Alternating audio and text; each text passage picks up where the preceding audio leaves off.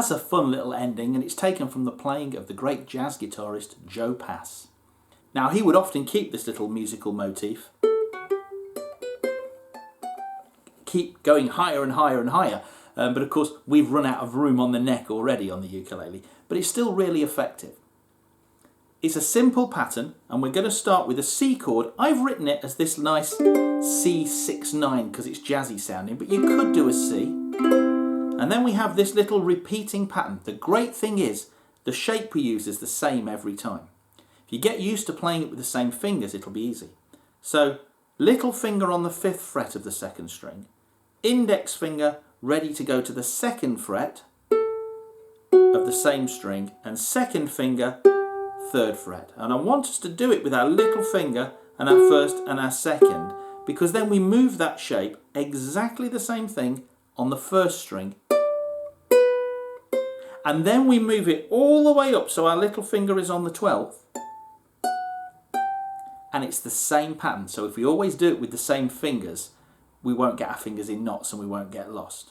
The rhythm's quite simple as well. There's nothing complicated about this one. It all happens on the beat quite nicely. We get this: 1, 2 and 3, 4 and 1, 2 and 3, and then I've written that last chord on an off beat, but to be honest, you can be quite free. You could even sort of stretch that chord out a bit. You could slow the tempo right down. As long as there's a nice chord on the end, don't get too hung up about exactly where it falls on the beat.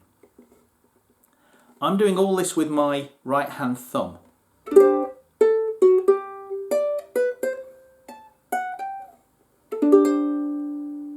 Which is a great way of doing it. If you want to use fingers, if you're more used to using fingers, that's fine. But what we really want is a good, strong, clear tone.